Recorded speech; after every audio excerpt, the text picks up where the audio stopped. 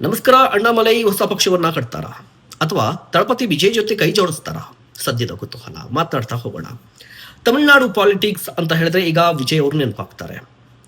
ಅಣ್ಣಾಮಲೈ ಅವರು ದೊಡ್ಡ ಸದ್ದನ್ನ ಮಾಡಿದ್ರು, ಬಿಜೆಪಿ ಜೊತೆ ಗುರುತಿಸಿಕೊಂಡಿದ್ರು, ಬಿಜೆಪಿ ರಾಜ್ಯಾಧ್ಯಕ್ಷರಾಗಿದ್ರು, ದೊಡ್ಡ ಆಂದೋಲನವನ್ನ ಮಾಡಿದ್ರು, ಅವರಿಗೆ ದೊಡ್ಡ ಬೆಂಬಲ ಕೂಡ ವ್ಯಕ್ತವಾಯಿತು. ಬಟ್ ಲೋಕಸಭಾ ಚುನಾವಣೆಯಲ್ಲಿ ಯಾವುದು ವರ್ಕೌಟ್ ಆಗಲಿಲ್ಲ.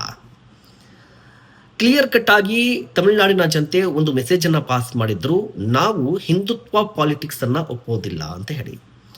ಇದು ಅಣ್ಣಾಮಲೈ ಅವರಿಗೆ ತುಂಬಾ ಬೇಗ ಅರ್ಥ ಆಗಿದೆ. ಇದೇ ಕಾರಣಕ್ಕಾಗಿ ಬಿಜೆಪಿಯಿಂದ ಆರಂಭದಿಂದಲೂ ಕೂಡ ಒಂದಿಷ್ಟು ಅಂತರವನ್ನ ಕಾಯ್ದುಕೊಳ್ತಾ ಬರ್ತಾ ಇದ್ರು. ಈಗ ಅಧಿಕೃತವಾಗಿ ರಾಜೀನಾಮೆ ಸಲ್ಲಿಸಿದ್ದಾರೆ. ಆ ರಾಜೀನಾಮೆ ಅಂಗೀಕಾರವಾಗಿದೆ. ಹಾಗಾದ್ರೆ ವಾಟ್ ನೆಕ್ಸ್ಟ್? ಅಣ್ಣಾಮಲೈ ಏನ್ ಮಾಡ್ತಾರೆ?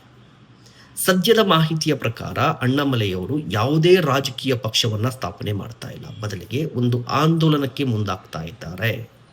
ಏನಪ್ಪಾ ಆಂದೋಲನ ಅಂತ ಹೇಳಿದ್ರೆ, ಮಕ್ಕಳ ಶಕ್ತಿ ಇಯಕ್ಕಂ ಅನ್ನುವ ಹೆಸರಲ್ಲಿ ಯುವಕರನ್ನ ಟಾರ್ಗೆಟ್ ಮಾಡಿ ತಮಿಳುನಾಡು ರಾಜ್ಯದಾದ್ಯಂತ ಪ್ರವಾಸ ಮಾಡಿ ಒಂದು ಸಂಘಟನೆ ಕಟ್ಟೋದು.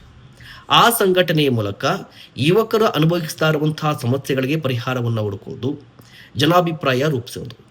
ಈ ಸಂಘಟನೆ ಮುಂದೆ ಪಕ್ಷವಾಗಬಹುದು ಅಂತ ಹೇಳಲಾಗ್ತಾ ಇದೆ.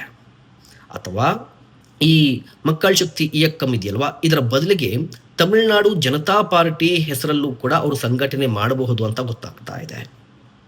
ಇಫ್ ಇನ್ ಕೇಸ್ ಏನಾದರೂ ಅವರು ಪಕ್ಷ ಸ್ಥಾಪನೆ ಮಾಡುವಂಥ ಗುರಿ ಹೊಂದಿದ್ರೆ ತಮಿಳುನಾಡು ಜನತಾ ಪಾರ್ಟಿ ಹೆಸರಲ್ಲಿ ಅವರು ಪಕ್ಷವನ್ನು ಸ್ಥಾಪನೆ ಮಾಡ್ತಾರಂತೆ. ಬಟ್ ಈಗಲ್ಲ, ಅದು ಮುಂದಿನ ಚುನಾವಣೆಗೆ.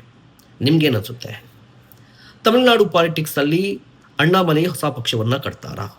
ಕಟ್ಟಿದ್ರೆ ಸಕ್ಸಸ್ ಆಗ್ತಾರಾ? ದಯವಿಟ್ಟು ಕಮೆಂಟ್ ಮಾಡಿ.